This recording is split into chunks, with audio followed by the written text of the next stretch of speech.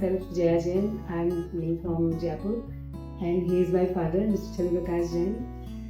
Actually, जब मेरे पास call आया सडनली कि पापा के चेस्ट पेन हो रहा है, तो हम लोग पापा ने नागौर से दिखाया, नागौर से फिर जोधपुर प्रेफर किया उन्होंने। जोधपुर में जब एंजियोग्राफी कराई तो उसमें कुछ क्रिटिकल चीज़ें लग रही थी, जैसे क्लॉट काइंड ऑफ या थ्रोम्बस काइंड ऑफ बोल सकते हैं। तो वहाँ पे कुछ ट्रीटमेंट उन्होंने दिया तो थोड़ा सा रिलीफ मिला, बट वहाँ के सर ने हमें EHCC के लिए बोला कि आप इंटरनल में डॉक्टर संजीव शर्मा सर को दिखाइए, वो आपका बेस्ट ट्रीटमेंट देंगे। तो हमने फिर जोधपुर से जयपुर के लिए हम आए।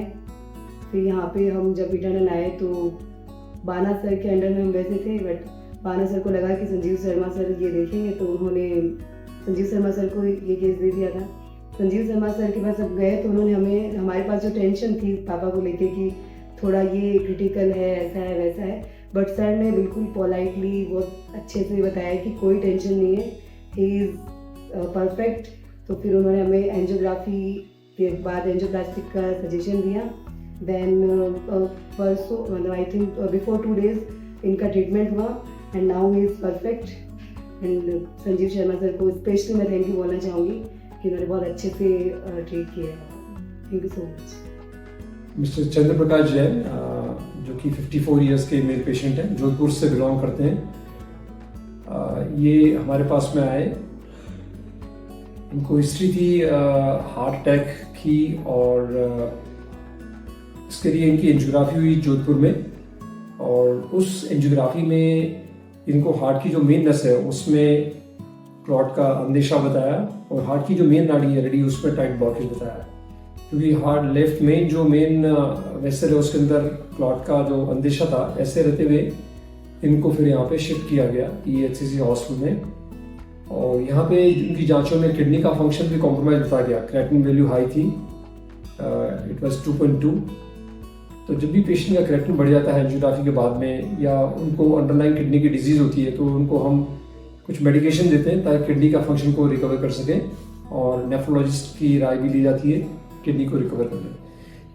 और किडनी के रिकवर होने के बाद में जब क्रेटिनिन उनका धीरे धीरे कम आया, बेसलाइन को टच करने लगा 1.7, जो कि उनका जो क्रॉनिक डिजीज में हम मानते हैं, उसके बाद में हमने उनका इंट्रावास्कुलर अल्ट्रासाउंड, जो कि गोल्ड स्टैंडर्ड टेक्निक है किडनी डिस्फंक्शन वालों में, ताकि हम कंट्रास्ट कम से कम यूज़ कर पाएँ और किडनी को सेव कर पाए। साथ ही में पता भी कर पाए कि लेफ्ट में इनकी स्थिति क्या है और उनके लिए क्या बेस्ट रहेगा, बाईपास या एंजियोप्लास्टी।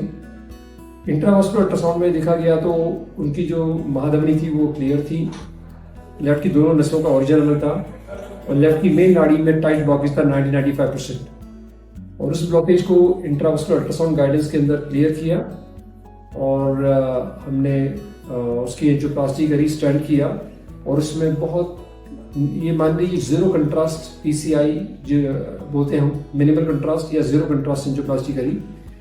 एंजियोप्लास्टी के बाद में उनका जो किडनी फंक्शन है वो स्टेबल रहा। 2 दिन तक ऑब्जर्व करने के बाद में उनको अब डिस्चार्ज कर दिया गया है। He can go back to Jodhpur with smile on his face. उनका किडनी फंक्शन भी स्टेबल है और हार्ट फंक्शन भी स्टेबल है। मैं उनको भविष्य में उनके अच्छे स्वास्थ्य की कामना करता हूँ।